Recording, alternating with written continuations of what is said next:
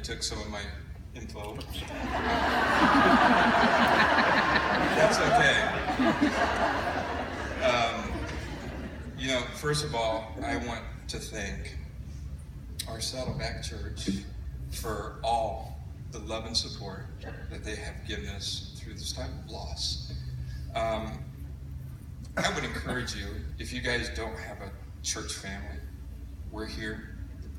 Please come and join us. You shouldn't have to go through these things alone. And this church won't let you do that. They're here to love on you. I want to especially thank Liz and Gary Puffer for helping us walk through all the tough stuff with my dad. Amy Johnson and Bonnie Taylor. I know we won't go hungry for a long time now. I think I've already gained 5-10 pounds. Sue Black, Nathan Wells, Vince Built, Alan Salibo, I think I said that right, for organizing, preparing for the preparations for the service for my dad.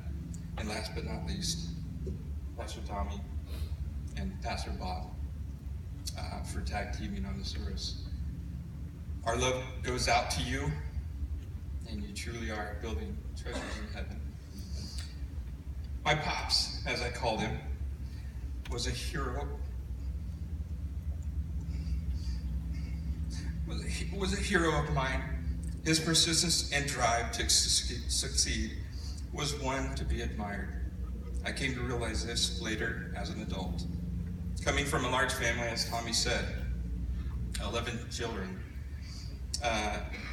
As you maybe will see it here in the side program too, they didn't have much money. So my pops was determined to give Troy and I, our family, more than what he had. And he did so.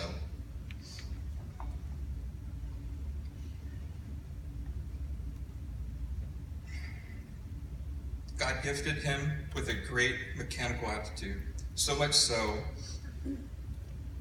that he started a muffler shop business, or franchise, for a guy, and it expanded 2 states with only an 8th grade education. Yeah, he was that good. That talent spilled over into my brother Troy and I's life, into our adult lives. To this day, we provide for our families in careers that require a lot of mechanical aptitude. Though it's not in the same field as Pops, though I thank God for the gift that has been passed down from him. As I grew up, I learned that helping others with our talents was just something we did without asking why. Though we had our problems growing up, I want to fast forward to the point where my pops had his 180-degree turn from his old life into his new life in Christ. When my dad committed his life to Christ, he became this wonderful, gentle man that poured his all into his marriage with Mom.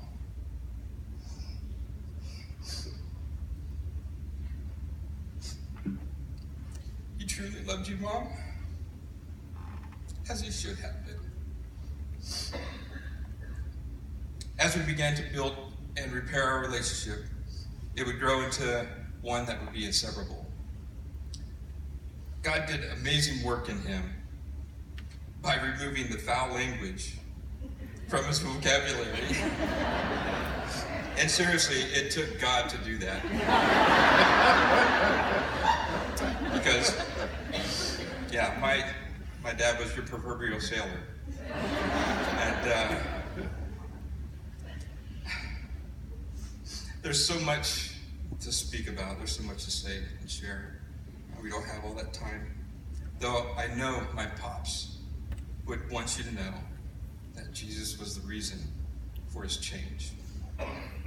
We started a tradition quite some time ago by having breakfast every Sunday together with Pops, Mom, and the grandkids. I remember having breakfast with my parents, and after breakfast we would hug and say our goodbyes, but one of the things that that as time went on, I would hug them like if it was their last time that I would see them.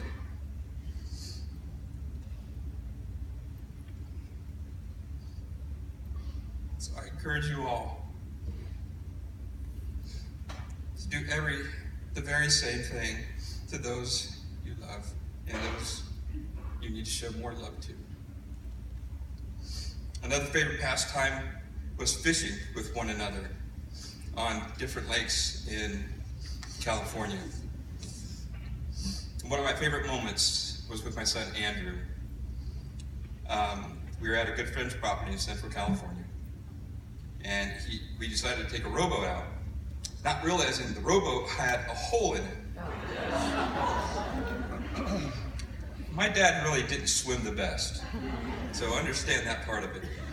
So as we were launching, and we get about 10 feet from the shore, my dad says, "Jim, we're taking on water." I was kind of like, "Oh, what?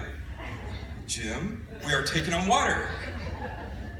And finally, the third one, "Jim, we are taking on water. Get us back to shore now." Well, needless to say, that was, we laughed about it after the fact, and it still brings a good laugh to me too as well. There's a song that we'll be playing after I speak that we picked out by Randy Travis called "Baptism." There's a line in there that says, down with the old man and up with the new. And this is how my pops lived the best he could. He was sober for 20 plus years without a relapse. My wife always said, if Sandy or Howard could come to Jesus, then anyone can.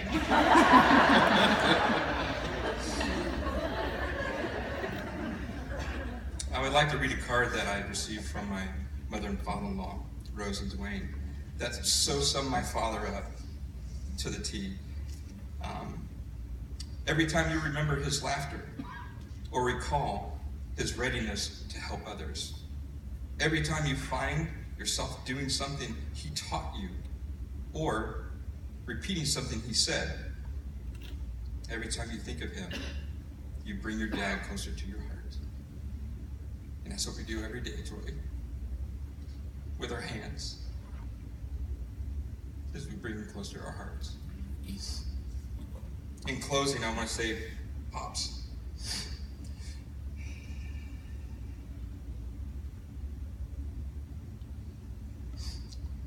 I love the way you love my kids. They are going to truly miss you. You will truly be missed. Though, as Tommy said, this is not goodbye. This is until we see you again. So save me a spot in your favorite fishing hole in heaven. I love you. Thank you, Pops.